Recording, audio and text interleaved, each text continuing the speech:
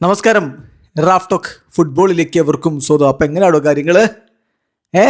Erling ഹാലൻഡിൻ്റെ shirt Gabriel മഗല്ലസ് വലിച്ചു കീറിയതുകൊണ്ടൊന്നും കാര്യമില്ല. ജിയാലുഗി ഡൊണ്ണാരുമോ വമ്പൻ മണ്ടത്തരം കാണിച്ചു. എന്നിട്ട് സിറ്റി ഉലഞ്ഞോ? ഇല്ല. 2-1 ആഴ്സണലിനെ പരാജയപ്പെടുത്തിയിരിക്കുന്നു. പ്രീമിയർ ലീഗിൽ ഇത്തവണ കിരീട പോരാട്ടം ഫോട്ടോ ഫിനിഷിങ്ങിലേക്ക് എന്നത് ഉറപ്പായി കഴിഞ്ഞിരിക്കുന്നു. സിറ്റി ആഴ്സണലിനേക്കാൾ ഒരു കളി കുറച്ചാണല്ലോ കളിച്ചിരിക്കുന്നത്. ആ കളി കൂടി വിജയിച്ചാൽ ഇപ്പോഴത്തെ നിലയിൽ ആഴ്സണലിനൊപ്പമെത്തും പോയിന്റ് പട്ടികയിൽ. വല്ലാത്തൊരു അവസ്ഥയാണ് ആഴ്സണലിൻ്റേത്. തുടരെ വിജയങ്ങളില്ലാതെയാണ് അവർ ഈ ഒരു അവസ്ഥയിലേക്ക് കൊണ്ടുവന്നെത്തിച്ചത്. പോർട്ട്ലേഴ്സ് എന്നവരെ പലരും കളിയാക്കി വിളിക്കാറുണ്ട്. ആ രൂപത്തിലേക്ക് പോവുകയാണ്. ഇതാ സിറ്റിയോട് 2-1 പൊട്ടിയിരിക്കുന്നു. അതിന് മുമ്പ് ബേൺമൗത്തിനോട് 2-1 പൊട്ടിയിട്ടുണ്ടായിരുന്നു. സതാംപ്ടനോട് 2-1 പൊട്ടിയിട്ടുണ്ടായിരുന്നു.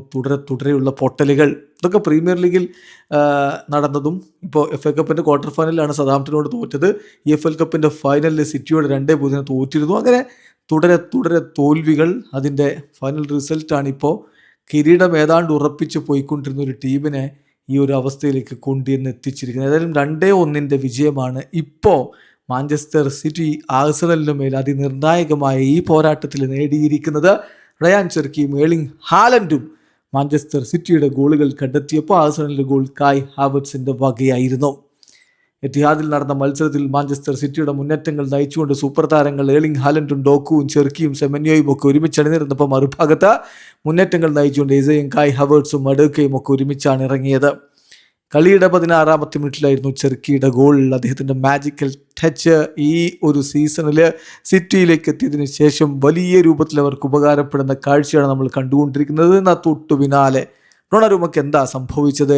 ആ ഒരു മിസ്റ്റേക്ക്. ഏതായാലും പിന്നാലെ കായ് ഹാവർട്സിൻ്റെ ഗോള് 1-1 സമനിലയിലേക്ക് കളി പോയി. ഇടവേള സമയത്ത് അതുപോലെ നിന്നതാണ്. പക്ഷേ രണ്ടാം പകുതിയിൽ ഏളിംഗ് ഹാലൻഡിൻ്റെ ഗോൾ പിറക്കുന്നു. കിടിലൻ ഫിനിഷിങ്ങോടെ ഏളിംഗ് ഹാലൻഡ് സിറ്റിയെ വിജയത്തിലേക്ക് കൊണ്ടുപോകുന്ന കാഴ്ചയാണ് നമ്മൾ കണ്ടത്. കൃത്യമായ വ്യക്തമായ ആധിപത്യം സിറ്റിക്ക് തന്നെയായിരുന്നു. കൂടുതൽ അവസരങ്ങൾ ഉണ്ടാക്കിയതും ഗോളിന് വേണ്ടി ശ്രമിച്ചതും ഒക്കെ സിറ്റി തന്നെയാണ്. അതിൻ്റെ ഫലമാണ് ഈ ഒരു വിജയം സംഭവിച്ചിരിക്കുന്നത്. ആഴ്സണൽ 33 കളികളിൽ 70 പോയിന്റ്, സിറ്റി 32 കളികൾ 67 പോയിന്റ്. അവിടെയാണ് ഏറ്റവും ഇമ്പോർട്ടൻ്റ് ആയിട്ടുള്ള കാര്യം.